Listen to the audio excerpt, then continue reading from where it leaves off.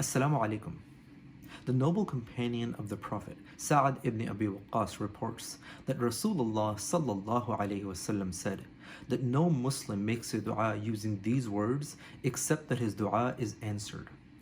Just how powerful must those noble words be that if you say them before making a dua, Allah is guaranteeing that He will accept your dua.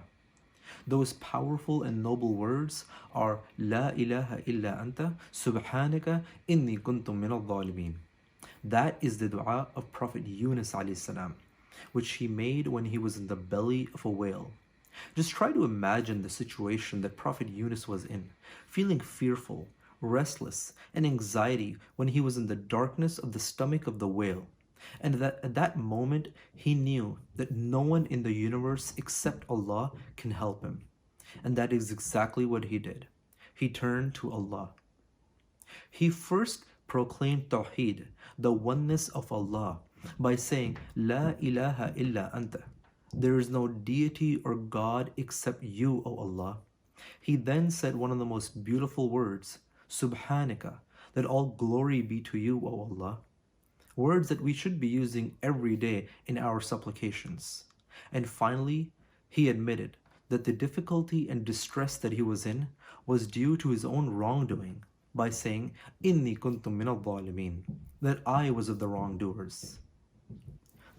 Allah loves those who admit their wrongdoings, repent, and turn back to Him.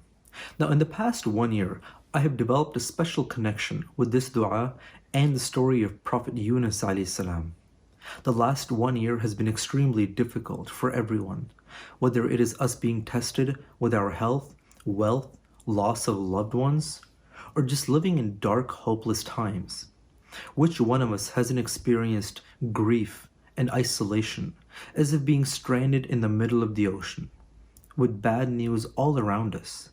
But we shouldn't lose hope. We should remember the story and the situation that Prophet Younis was in, and compare it to our own.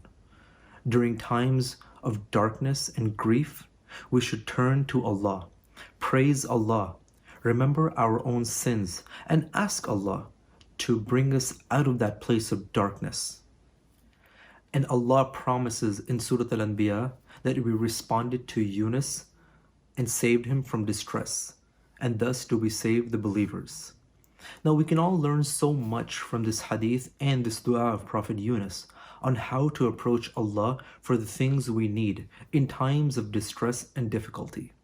And personally, I have no doubt that if we continue to ask Allah using these precious words, we will get through these difficult times, and Allah will answer our du'as just as He responded to His beloved Prophet Younis alayhi salam.